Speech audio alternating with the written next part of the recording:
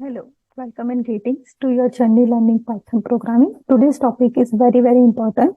It's about the decorators. What is decorators? We will discuss in these videos. Before I explain decorators, let's show some basics and some advanced features about the methods and functions. So let's start with the examples. Here I'm creating one simple function hello. It just take the parameter text and return it with the converting into the upper.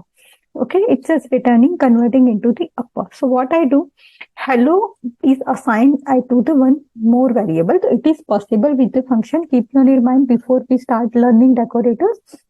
We can assign this function to the another. So next time what happen when I say shout is equal to hello. So when I'm calling shout and hello, now both is same. So when I say shout, I pass any variable. It's converted into the capital. Okay, it's converting into the capital. Okay, so whatever text I'm passing in, maybe hello or shout, it's converted into the capital, into the uppercase, and it's written. Now, one more things before we learn decorators. Okay, here I'm assigning function to the another. Now I have a two function, upper and lower. It's basically convert the string into the upper and lower case. Now I have one more greetings. It's a greet function. It's take a parameter as a function. Okay, we just pass the function name, my upper function and lower function.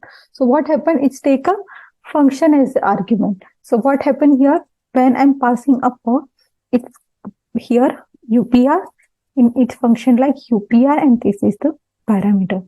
So what happened? It's indirectly going there.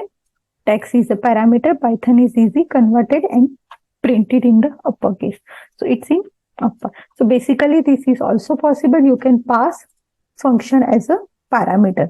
Okay. Now let's learn the decorator. What is the decorator? Basically, decorator are the very powerful and useful tools in Python. It's modify the behavior of the function.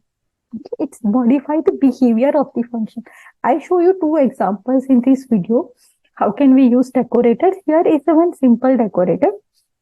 Already I have one function hello world. But when I'm calling hello, you can see here there is a two lines in wrapper and then hello world.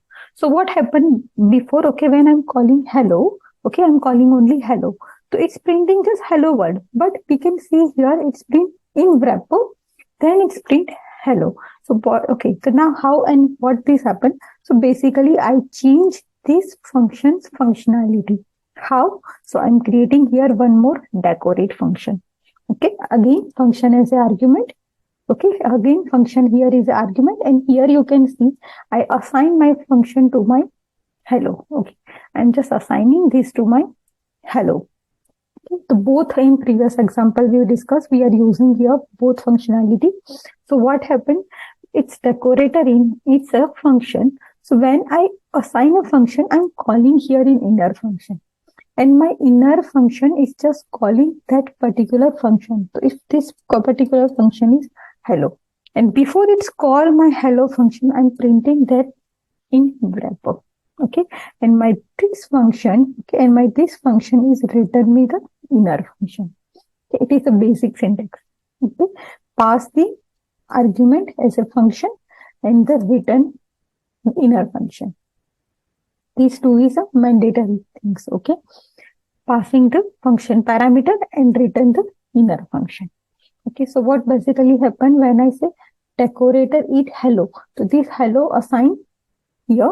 Okay, go inside, calling the function, print hello, print the in wrapper, print the hello, and it's basically written this inner function. Okay, let's show this one more things in the next example. What happened here? Okay, if are you confused, so here, what basically, this is a main function, it is a sub function. Okay, main and sub. When I execute this line, what happened here? Main is calling with the parameter 15. So it's generally just assign x as a 15 and it's return the sub function. Okay, the main function is returning the sub function. Before it's assign x as a 15 and return the sub function. So now my answer is now a sub. So when I'm say sub is equal to 5, what sub function do? It just multiply x and y and return the value. So its output is 20. Okay, it is not much difficult, but yeah, it's a little bit tricky. So do practice, and one more time I explain what main function do. Main function is just set the x value and return the sub function. And now my sub function is assigned into the ENS answer. What ENS do? ENS is basically calling the sub function. It's return the x and y sum in the printing. Okay, one more example with decorator. Let's find the problem first. Here is no problem when 12 divided by 2. But what happens if I say 12 divided by 2? Is there a raise error, zero division error? Okay, so I want to modify this. Okay, when my denominator and the is bigger than my nominator. Okay, I want to numerator. So I want to exchange the value. Okay, I want to exchange the value. When denominator is bigger than numerator, I want to swap the value. So basically, I write this functionality. Okay, I'm not changing single line, single character in my div function. Okay, in my div function. But what I do, I create a decorator for that function.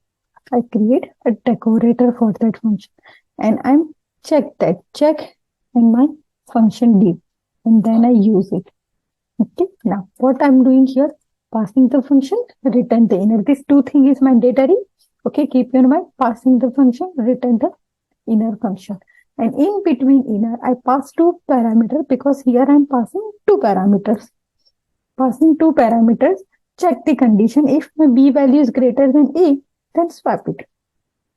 Okay, and return my sub function. That means return my function. Okay, and it's basically written here. It's call the value, check whether it is greater than or not. It's swap it, and if it is normal, it's directly print this. Okay, so this is it's about the practice. Keep practicing, keep learning. See you in the next video.